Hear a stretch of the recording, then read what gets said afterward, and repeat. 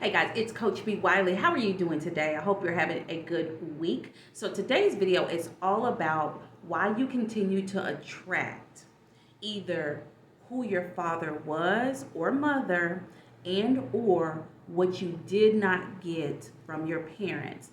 For example, if you're dating and in relationships and you generally attract emotionally unavailable men, then that generally means, not all the time, but it can mean that one of your parents was emotionally unavailable. Because what do you learn from? Who do you learn from? Who are the people that you learn from? You learn from your parents first. So if you've seen your father and or your mother, it goes to both. If you've seen your father be a cheater, if you've seen him be verbally abusive to your mother, generally there will be some kind of, what do you call it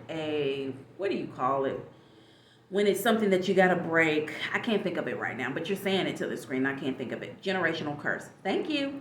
It's a generational curse. When you see things go on with the loud talking to your parent, your mother, because I'm talking to women, with being verbally abusive, with not coming home at night, being disrespectful, yelling, cursing, cheating, being blatantly disrespectful, and bringing other women around. That can get in you.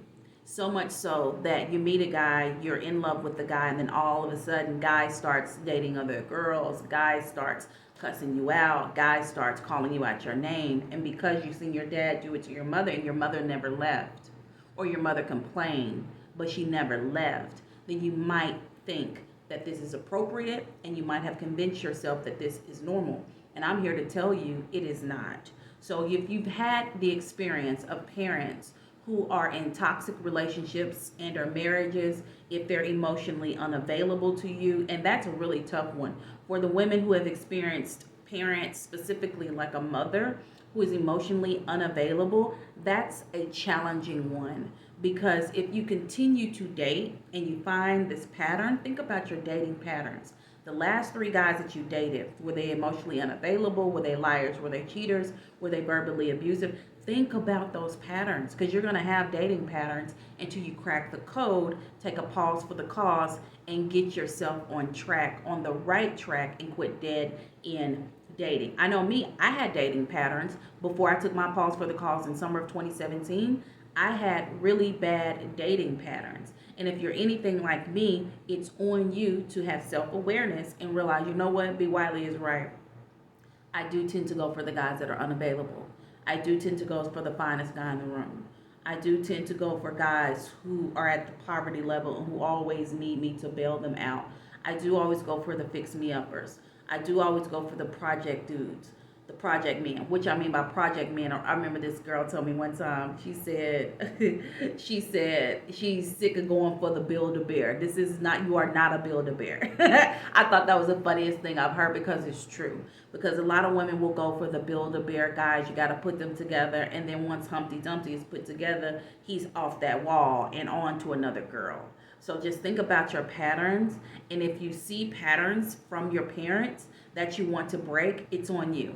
You can 100% break any generational curse that you want to break. All you have to do is decide that it's done, decide that I'm going to be the change that I want to see, and then you will begin to attract a different kind of man. Will this different type show up overnight? No, absolutely not. You will still get distracted. And that's the one thing when it comes to making changes, solid changes in your relationships and personalities, not personalities, in your relationships and when you're dating and friendships is what I meant, is that you're going to get thrown some curveballs, which I call distractions. Anytime you're trying to do right by yourself, you're literally going to get a curveball. And that curveball will showing up looking like everything that you like to look at.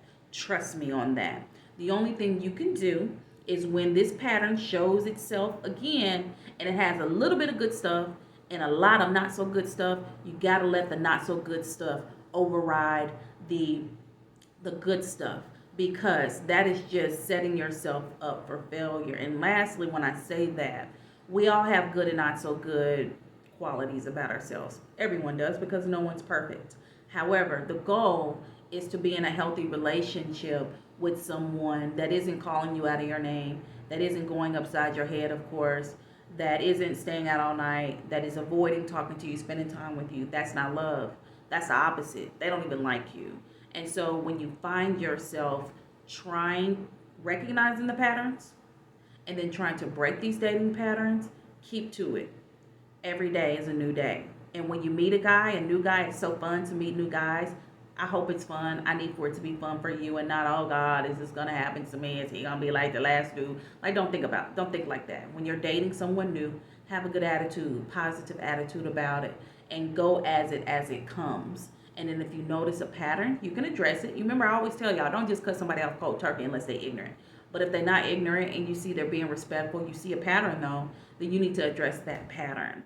And if you can't get through the pattern, break the cycle with this individual, we're talking about little things, then what you need to do is decide you're going to exit stage left because you don't have time for that. Don't stand up for stuff. You don't have to. Quit allowing yourself to be in relationships, situationships, dating situations. It's a mess that just ain't gonna bless you. That just is doing you no good. A lot of people think these days that because no relationship is perfect, of course it's not. Why would it? That they just will stand in some mess just because they think it's the right thing to do, just because they're gonna thug it out, they're gonna ride or die, and that doesn't make sense. Even though we all do have our stuff, however, if it's something that's coming against your morals, your standards, it's beating you down, it's making you feel depressed, less than, then that is a pattern that cannot be tolerated. That is a pattern that you cannot participate in. Someone could have a pattern of leaving the house every day and waking up every day late.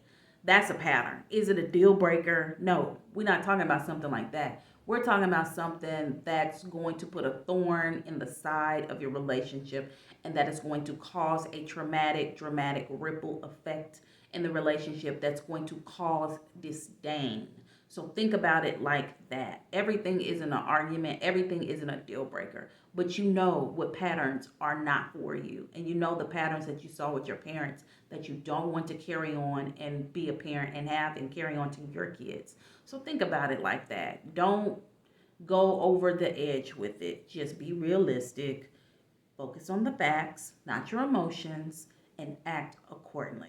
Let me know if you got it in the comments. If you made it this far, thank you for watching. I'm Coach B. Wiley. If you want to catch me here on YouTube, TikTok, or Facebook. I do Reels on Facebook. Of course, I'm back to doing videos in 23 here.